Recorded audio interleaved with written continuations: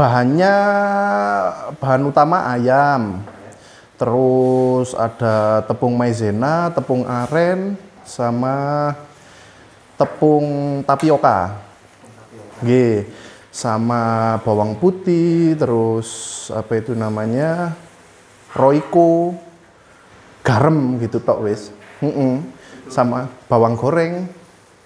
Dijadikan satu. Jadikan satu seleb. Iya, betul. Ini sekali buat itu satu hari berapa kilo Mas adonannya? Sehari itu kurang lebih 12-an, 12 kilo. Jadinya 1.500 piece. Ini berarti kok ada yang dikasih cabai ini yang pedas? Ini yang pedas, betul. Jadi yang pedas itu ada tandanya ditusuk. Pakai beating seperti itu, Mas.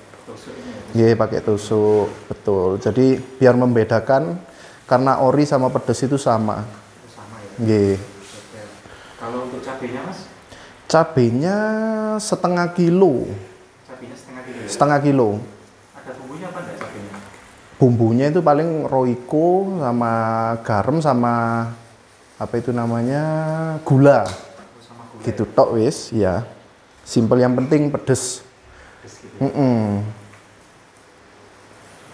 Ini satu dandang ini isi berapa Mas? Satu dandang ini isinya kurang lebih 200 piece ya. 200 piece ya? Betul. Kalau yang pedes sendiri itu paling jadinya 300-an. 300 piece ya. Sisanya ada moza sama original. Oh, berarti ada berapa rasa? Ada 3 rasa. Apa aja Mas? Ori, pedas, sama mozzarella. Sama mozzarella ya? Kalau yang moza? Moza nanti prosesnya setelah apa itu? Setelah masak udah dikukus, dingin, baru dimasukin moza. Oh gitu. Karena kalau kondisinya seperti ini dikukus, mozanya udah meleleh di dalam. Kalau varian yang paling favorit apa Mas? Original sih, Mas. Original ya?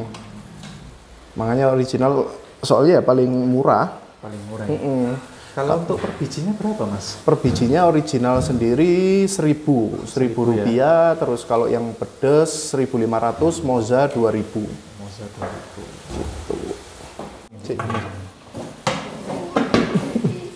Pun? Sampun.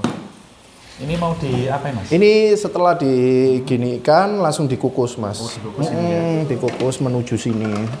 Jadi kurang lebih pengukusan 20 menit. 20 menit sampai 25 menit. Itu matang ya? Matang udah. Dengan api ya sedang aja. Ya? Kalau di bawah ini airnya berapa liter Mas kira-kira? Airnya kurang lebih berapa ya? 5 liter lah, Kak, 10 literan Mas. Ya, kurang lebih segini Amit. Gitu ya. Tuh. Oh ini ya. Ini untuk sekali langsung sekali, iya, nanti paling bungkus, ya? asat sedikit, berkurang sedikit ditambah-tambah gitu. lagi, ya? Nggih. Coba. Siap. Kalau yang ini kondisi udah mateng, yang pedes Mas. Oh ini sudah matang Mas? Iya, udah mateng. Ini yang pedas. Ya, setelah itu nanti didinginkan terus di packing gitu. Oh di packing gitu ya? Iya. Ini yang ori sama, jadi ori semua. Dua-duanya ori? Iya, ini proses pendinginan. Berarti ini sudah dimasak ya? Sudah dimasak. Oh sudah dimasak. Jadi enak, jadi kalau ada yang pesen frozen gitu udah siap gitu loh Mas. Oh, Biasanya ya? kalau proses kan orang jualan proses di apa? Di stand ya biasanya. Jadi mentahan langsung, kalau gini jadinya lebih maksimal karena lebih mentol gitu Mas. Gitu ya? Kalau ini kira-kira berapa kilo Mas yang ori? Ori ini berapa biji? bijinya ya. Kalau biji pedas saja 300 lebih. Mungkin yang ori ini 1000-an, 1100 lah. 1100 ya. 1100. Assalamualaikum warahmatullahi wabarakatuh. Saya dengan Mas Obed, owner dari Tahu Walik Obed Malang. Jadi usaha ini berdiri sejak corona. Pada waktu itu nyoba buka tahu walik, pertamanya sepi Mas. Jadi waktu itu ya yang beli 1-2 gitu aja. Setelah itu bagi-bagi bagi-bagi gratis lah di sekitar situ. Alhamdulillah masuk Ramadan waktu itu. Pas momennya pas sih jualannya. Jadi pas Ramadan kita bagi-bagi. Setelah itu habis bagi-bagi Ramadan rame-ramenya wis gitu. Jadi mulai rame di situ. Terus dari jualan cuman 100 sampai 200 piece bisa sampai 800 900 pas Ramadan itu. Setelah Ramadan udah mulai alhamdulillah udah mulai dikenal sama ya area-area Malang sini, terus kita buka cabang sampai 3, terus yang satu tutup karena anak kuliahnya mudik.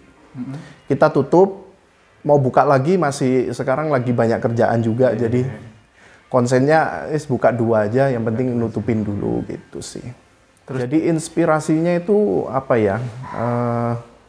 Temenku waktu itu jual tahu walik, jadi rame banget. Cuman jualnya nggak di sini, jualnya pas puasa aja. Jadi jualnya pas momen takjilan itu rame banget. Jadi penjualannya sampai ribuan gitu waktu itu. Nyoba sih, kalau di Sigura-gura mungkin dijual 1000-an oke lah. Kalau temanku kan 2000 sampai 2,5 waktu itu jualannya. Waktu itu nekat aja wis, karena prosesnya waktu itu kan proses sendiri di rumah, blender sendiri di rumah sebelum jualan mas. Cuman pas waktu jualan kita ke pasar. Jadi di sana itu tanya-tanya resep aja di pasar gitu kan, banyak tuh orang-orang bikin bakso, penyelepan itu kan pasti udah tahu. Saya mau bikin tahu walik gitu. Resepnya apa? Oh pakai ini mas, pakai ini ya. Di situ itu nanti kita coba, kita bikin sesuai resep dari yang jual bumbu itu. Nanti setelah diproses, diseleb, nanti kita coba di tester gitu. Kurangi opo gitu, baru tambahin sendiri gitu. Digabungin gitu ya? Iya digabungin, kurang roiko atau kurang micin atau kurang tepung atau kurang apa gitu, kita mix sendiri. Akhirnya ya waktu itu pertama-pertama yang tahunya atos, adonannya atos atau kasinen apalah gitu. Jadi sekarang wis alhamdulillah menemukan gitu. Kalau modalnya aslinya minim mas, karena waktu itu kepepet juga kan. Jadi modal paling aku cuman 2 juta atau 1,5 gitu mas. Itu pun hasil dari jual sepeda. Sepeda apa? Sepeda pancal. Oh, sepeda. Saya punyanya cuma sepeda waktu itu yang bisa saya jual, karena waktu itu udah habis semua kan pas corona mas. Bangkrut. Sepeda itu tak jual wis, ini kak sepedaan tak jual, ya itu tak buat usaha itu. Sewa tempat waktu itu 500. Itu 1 bulan? 1 bulan 500.000. Sekarang 600 sudah. Tapi beda-beda mas setiap tempat. Kalau yang tempat saya yang di Sigura-gura itu 600. Yang di Dewan Daru itu 1 juta, rata-rata 1 juta sih sewanya, rata-rata. Prospeknya ya kita mengalir aja mas, jadi kita nggak punya prospek sih, penting jual murah, yang penting laku, nanti ngitungnya belakangan aja lah gitu, yang penting jalan dulu lah gitu, nggak mikirin hasil dulu waktu itu. Tapi ya seiring berjalannya waktu, hasil itu mengikuti gitu loh. Karena kita kan ngejarnya kuantiti mas, jadi dengan harga segitu minyak pun naik, apapun naik gitu mas. Jadi kita ngejarnya kuantiti gitu lah. Kalau kita masak di bawah 1000 kita rugi gitu, rugi bayar karyawan, rugi bayar tempat gitu. Pertama kali jualan dapatnya berapa? Pertama jualan itu paling 100.000, 150 gitu mas. Itu pertama kali jualan? Pertama kali jualan. Seminggu. Itu gimana perasaannya mas? Kalau saya sih karena punya anak 3 kan mas, jadi ya merasa kurang sih. Cuman ya kita wis habis semua gitu mas. Modal udah habis ya, kita fokus aja di ini gitu. Alhamdulillah ya. Jalan. Gusti Allah ngasih jalan gitu loh, pasti ada jalan sih gitu. Kalau untuk sekarang omset rata-rata perharinya berapa mas? Kalau untuk sekarang 1,8 1.700.000, 1,8-an, 1.800.000. Itu untuk semua cabang? Untuk semua, untuk semua. Karena kita kan jualan 1.500 piece mas, itu campur pedes sama moza gitu. Tapi pas waktu buka 3 bisa 2.500-an waktu itu. Masuk gitu ya? Iya. Bisa, kalau waktu itu bisa omset itu sebulan 80 waktu itu. Pernah tembus 80 juta. Per bulan ya? Per bulan itu waktu itu. Terus kalau usaha tahu wali ini Susah senangnya apa Mas ngerintis usaha ini dari mulai awal sampai sekarang? Kalau waktu itu kan kita kerjakan sendiri sama istri, jadi semua proses itu kita ke pasar, terus bikin kertas, bikin bungkus, terus masukin apa itu namanya? Adonannya itu ya? Adonannya, terus masukin saus itu kita sendiri semuanya Mas. Jadi waktu itu tidur cuma 2 jam. Jadi kan saya ke pasar jam 2 pagi sampai jam 6, jam 5 sampai rumah langsung proses masak. Proses masak itu bisa sampai jam 2 waktu itu. Jam 2, jam 1. Kadang karena aku istri kan punya anak kecil jadi bantu jarang-jarang gitu. Bantu dikit anak nangis gitu. Jadi ya pelan-pelan gitu bisa berapa jam biasanya sampai jam 1, jam 2 itu prosesnya Mas. Setelah itu jam 3 jualan. Jam 3 sampai paling ya sampai jam 11, jam 12. Malam ya? Malam. Tidur 2 jam. Jam 2 ke pasar lagi gitu. Sampai mimisen waktu itu Mas. Aku sampai mimisen apa. Ya itu suka dukanya itu sih.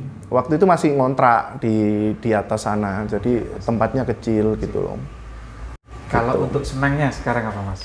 Kalau senangnya sekarang ya alhamdulillah udah autopilot gitu loh Mas. Jadi aku ke pasar udah ada orang sendiri gitu. Aku jadi bisa fokus ke yang lain gitu. Ini jalan aja gitu loh, tanpa dipantau gitu, anak-anak tahu gitu. Ngikut aja ya? Iya ngikut, jadi kalau saya keluar kota tetap jalan usahanya gitu, enaknya gitu. Iya. Bisa semua ya? Iya gitu. Dari mulai awal usaha pertama kali sampai sekarang, pernah nggak mengalami hal yang paling di titik terendah itu? Pernah nggak Mas? Oh ya, pernah sih Mas, apa ya? Pernah nggak? Lebih ke utang sih aku Mas. Dulu itu? Utang ya sebelum corona, pas corona itu hampir 200 juta utang saya. Tapi alhamdulillah sampai sekarang udah dikit-dikit udah lunas karena ditahu wali ini sih gitu. Karena waktu itu kan usahanya di jasa Mas. Jadi kalau jasa itu biasanya kan termin pembayarannya. Jadi kita pinjam ke bank dulu gitu. Jadi untuk menutupi ini gitu. Tapi ya menurut saya ya tak buat santai aja. Kalau gitu kan biasanya stres sama seorang orang mikir apa? Waduh gini, yang dipikirkan ya jalan keluarnya gimana sih cara cek bisa keluar dari masalah ini itu sih. Kalau untuk harapan, keinginan ke depan untuk usaha tahu walinya ini apa Mas? Ya tetap tetap disenangi sama orang-orang, tetap stabil lah penjualan gitu karena kita punya karyawan juga yang punya keluarga juga gitu. Jadi ya berharap tetap berjalan nggak musiman gitu loh Mas. Ini alhamdulillah udah 2 tahun gitu. Berarti jadi nggak kena musim gitu. Iya nggak kena musim gitu loh. Orang-orang juga setiap hari juga masih pembeliannya juga habis terus gitu loh Mas. Alhamdulillah seperti itu. Harapannya seperti itu terus ya kualitas juga tetap kita jaga biar pembelinya juga nggak bosen juga gitu sih. Tetap semangat terus coba-coba terus, jangan mau kalau satu usaha nggak jalan buka yang lain aja. Maksudnya kita punya waktu 3 bulan lah. Kalau saya seperti itu, kalau usaha 3 bulan nggak jalan kita buka yang lain karena kita masih muda Mas. Jadi kalau biasanya kalau orang lama itu konsisten aja gitu loh usaha itu, tapi kita karena masih muda 3 bulan nggak jalan kita buka yang lain gitu. Ngapain kita nungguin gitu, karena kita pengennya cepet juga gitu loh. Karena waktu itu saya buka itu pokoknya usaha kayak dimsum 3 bulan nggak jalan saya buka yang lain gitu loh. Karena nggak harus nungguin usaha lama gitu. Kalau orang yang konsisten kan ya nggak apa-apa, nggak ada salahnya konsisten gitu. Cuman kalau menurutku usaha itu nggak ada kedepannya kelihatannya nggak bagus ya kita berhenti cari yang lain gitu. Nggak ada pasarnya gitu kita berhenti aja. Yang penting semangat terus mencoba sama kreatif. Yang penting kreatif terus nggak apa-apa nyuntuh usaha orang lain tapi kalau bisa usahanya sama tapi rasanya jangan gitu. Gitu aja sih. Gitu ya? Ya ciri khas yang lain gitu. Satu lagi yang paling utama jangan lupa berdoa, ikhtiar, terus dibarengi beribadah juga, sholat. Karena usaha tanpa doa kepada Yang Maha Kuasa nggak bakal berkah dan barokah buat keluarga. Itu sih yang penting sholatnya tetap dijaga, berdoa, minta biar dimudahkan segalanya gitu aja sih.